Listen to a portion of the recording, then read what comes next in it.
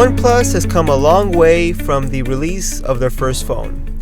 And even though OnePlus has in a lot of ways changed and evolved over the years, the core or the main purpose of their devices hasn't really changed all that much, providing flagship specs for a budget price.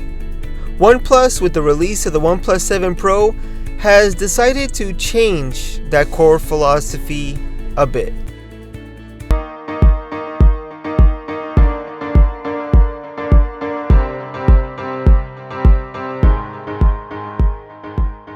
Hey guys, this is Jonathan with Retethered, and this is my review of the OnePlus 7 Pro. Before we get started, if you want to see more videos on tech, news, and reviews, hit that subscribe button so you don't miss any of our new videos. Let's get started.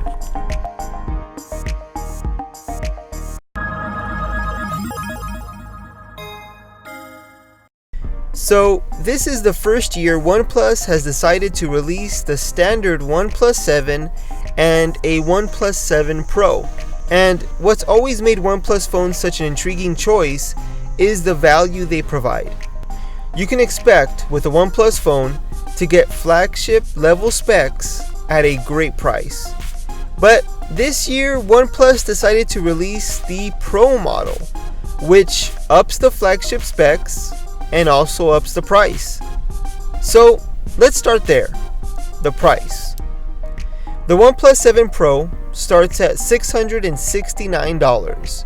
When you compare it to OnePlus's previous model, the OnePlus 6T, which cost only $549 when it was released, it's a pretty big jump for OnePlus. But for that $669, that will get you 6 GB of RAM and 128 GB of storage. For only $30 more, you can upgrade to 8 GB of RAM and 256 GB of storage. And that's the model I have. And for $30, it's worth it. You get more storage, and since there's no expandable memory slot, might as well get the more storage. There is also a model with 12 GB of RAM, and that one is available for $749. So even though the starting price is higher than previous OnePlus phones, when you compare it to the price of other flagship phones with similar specs, it's still about $200 or more cheaper than those phones. So the value is still there. And here's why. Let's move on to design. OnePlus doesn't cut any corners when it comes to design.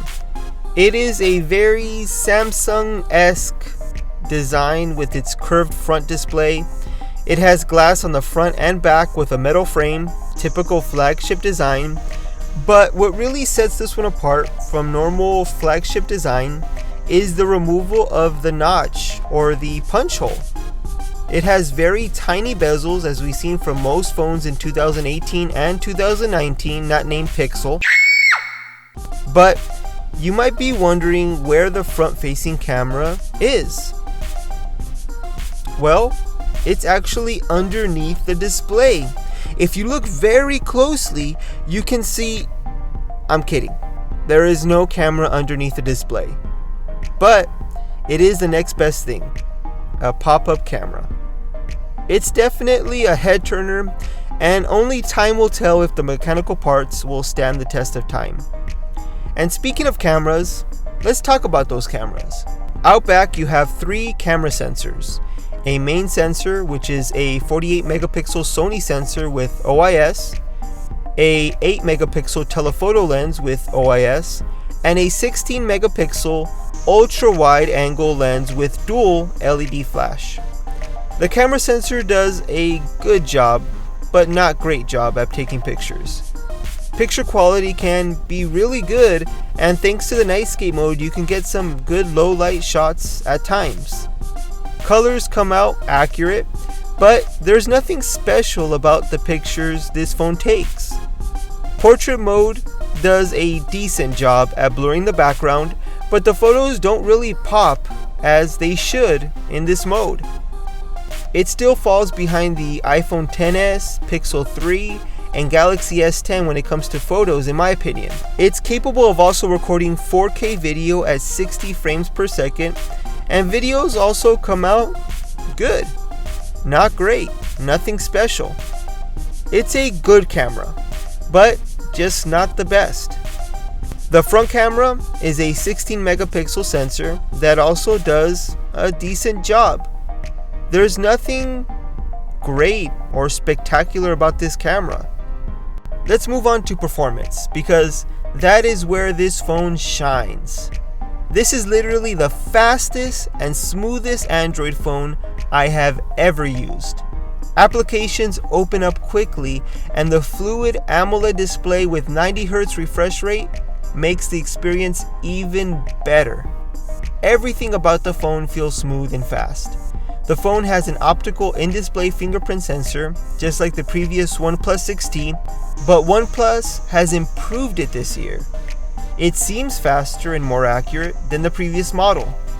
Face Unlock is also available, and it's surprisingly faster than I thought it would be. Since the selfie camera has to pop up for it to work, I thought it'd be slow for the camera to pop up and recognize your face, but it actually does it pretty quickly. The phone has a 4000 milliamp hour battery, and battery life is great. It easily gets me through a complete day, and the included warp charger is just crazy fast. OnePlus still hasn't included wireless charging in their devices, which for me personally is a little bit of a bummer, but the battery life is just great. There's nothing to complain about when it comes to battery life and performance. Let's finish off with the display, because this is probably the best part of the phone. It's a 6.67 inch 3120 by 1440 resolution display, and it's one of the best displays you can find on any smartphone. In my opinion, only the Samsung Galaxy phones are better, but not by much. Because it has such a large display, the phone feels big in the hands, and one-handed use is almost impossible for most people, so keep that in mind. If you're looking for a smaller phone, you probably don't want to buy this one. But watching videos, playing video games is just awesome on this display. Colors are vibrant and they pop. The dual speakers on the phone are also great for your video game playing and movie watching experience. The speakers are much better than the previous OnePlus 6Ts. They get louder and the quality of the audio is much better than before. All in all, I would say this is a perfect media consumption device. So that takes us to the question, should you buy this phone? Well, the answer is yes. This phone is definitely worth it. It's more than the previous OnePlus device, but think about it, $669. It's still the best phone for that price. The specs and performance is right up there with any flagship. In fact, it surpasses most flagships. And you get all of this at a much lower price.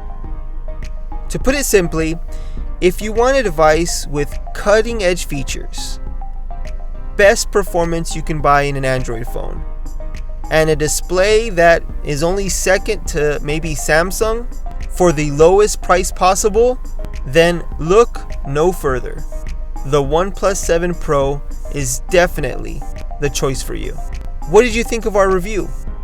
Do you like the OnePlus 7 Pro? Are you planning on purchasing a OnePlus 7 Pro? Or which phone do you prefer?